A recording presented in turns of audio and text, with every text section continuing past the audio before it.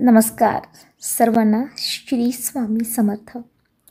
आता तुळशी विवाह आपण सध्या करत आहे, कोण आधी करतं कोण नंतर करतं। पौर्णिमेपर्यंत आपण कधीही तुळशी विवाह करू शकतो। तुळशीची उत्पत्ती कशी झाली आहे आज त्याबाबत आपण काहीतरी माहिती जाणून घेणार आहे। तर चला व्हिडिओला सुरुवात करूया आणि ही माहिती तुम्हाला नक्कीच खूप आवडणार आहे। जर आवडलं असेल तर प्लीज व्हिडिओला शेअर करा आणि सबस्क्राईब करून घ्या चॅनलला। तर तुळशीची उत्पत्तीची कथा आपण आज ऐकणार आहे की तुळशी कशी उत्पन्न झालेली आहे।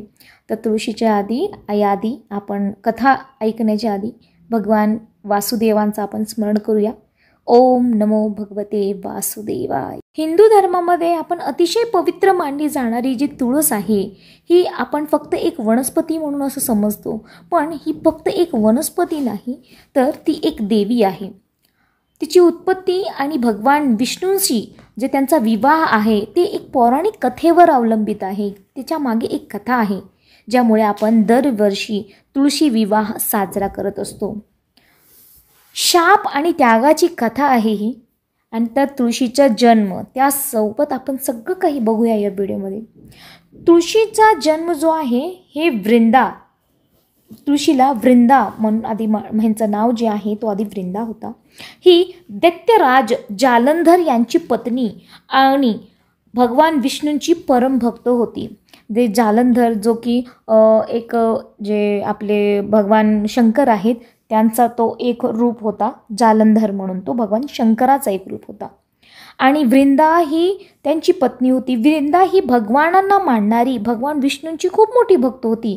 आणि जालंधर तो दैत्यांचा राजा होता, म्हणजे राक्षसांचा राजा होता। म्हणजे विचार करा की एकीकडे बायको जे आहे महिला पत्नी ते देवांची भक्त आहे आणि जो नवरा आहे तो काय आहे, राक्षसांचा राजा आहे।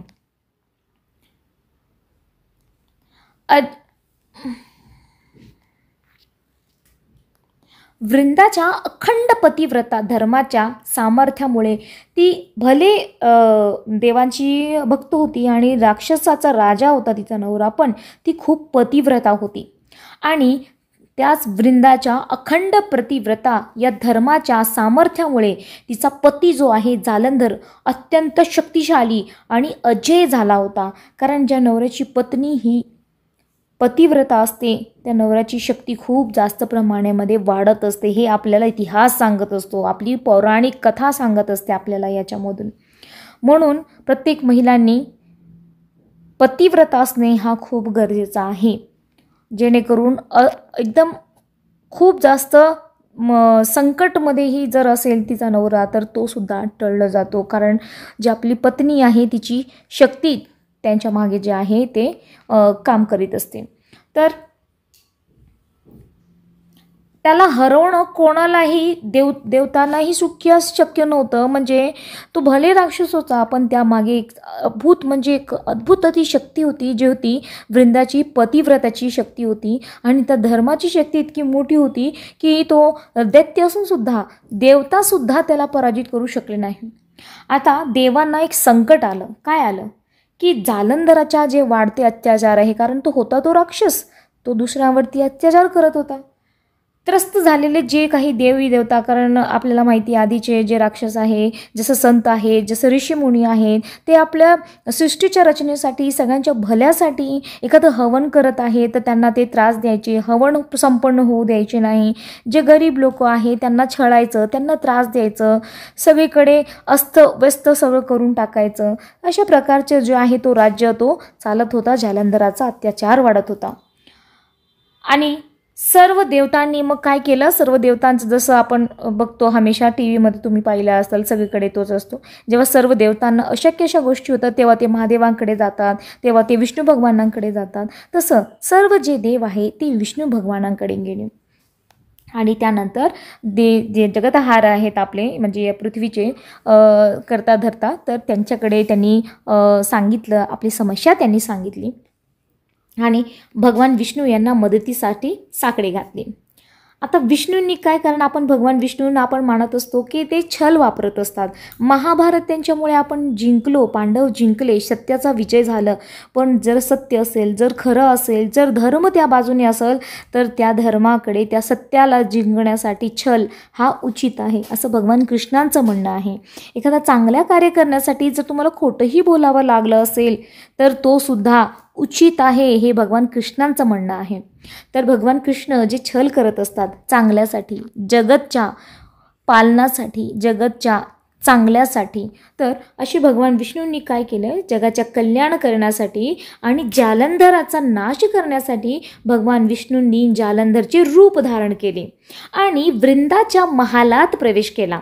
वृंदाने त्यांना आपला पती म्हणून समजून त्यांचा चरण स्पर्श करताच तिचा पतिव्रता धर्म जो आहे तो भंग झाला. कारण तिला असं वाटलं की हे आपले पती आहेत, म्हणून त्यांनी पतिराजाची चरणांचा स्पर्श केला आणि तिचा धर्मभंग झाला.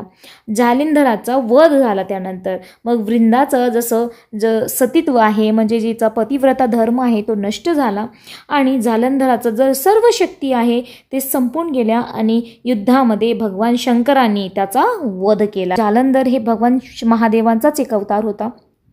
तर त्या प्रकारे जे आहे जालंधराचा वध झाला होता. भगवान महादेवांनी त्यांचा वध केला आणि त्यानंतर आपल्यासोबत झालेला जे छळ झालेला आहे, कारण वृंदा ही पतिव्रता होती, तितकीच शक्ती होती.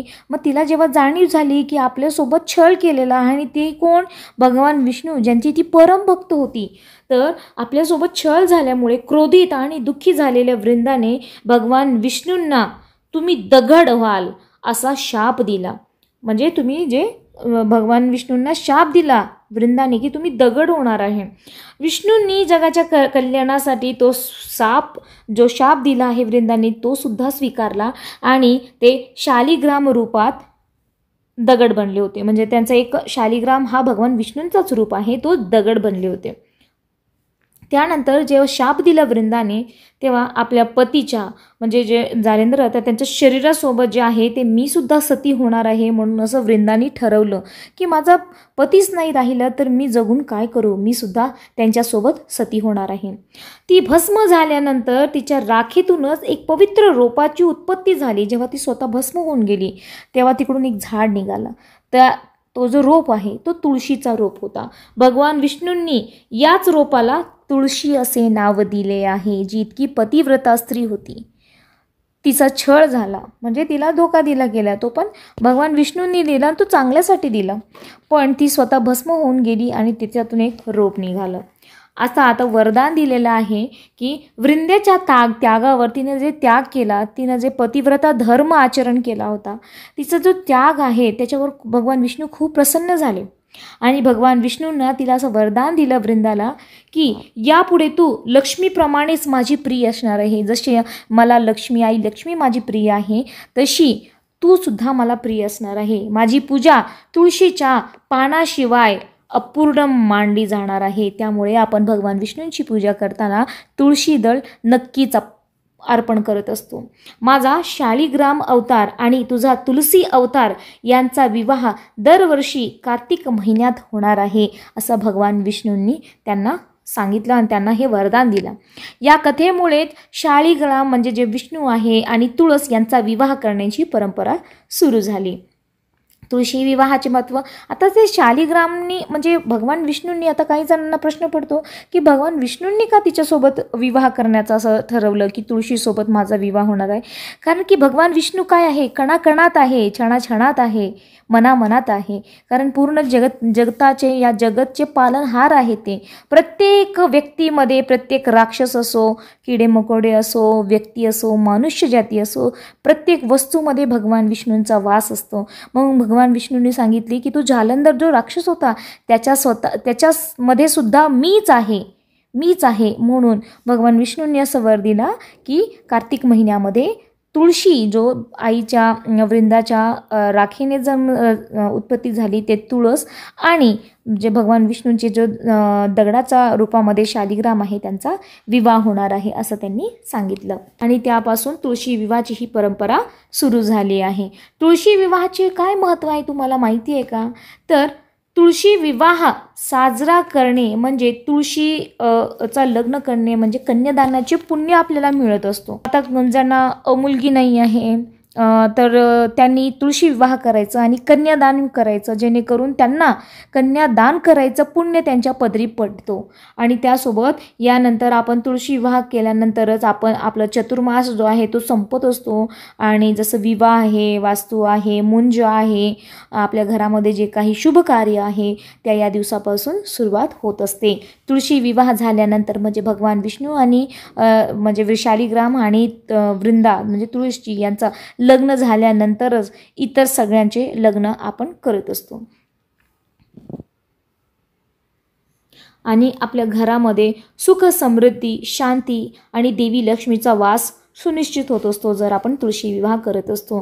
त्यामुळे प्रत्येक हिंदू घरात तुळस असणे हा गरजेचा आहे, कारण तुळस ही केवळ औषधी नाही तर ती साक्षात देवी आहे, जिचे सानिध्य भगवान विष्णूंना अतिशय प्रिय आहे. आणि जिकडे तुळस असते तिकडे भगवान विष्णू असतात, आणि जिकडे भगवान विष्णू असतात तिकडे आई लक्ष्मी असते. म्हणजे घरामध्ये संपन्नता असते, सुख समृद्धी असते, बरकत असते. म्हणून तुळशी विवाह तुमच्या घरी नक्की करत जा तुम्ही. आणि त्यानंतर आपल्या आयुष्यातले जे काही अडचणी असतील त्यावरती आपल्याला मात करता येईल.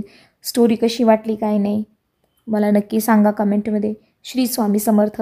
आवडली असेल तर लाईक करा, सगळ्यांना शेअर करा आणि चॅनलला सबस्क्राईब करून घ्या. श्री स्वामी समर्थ.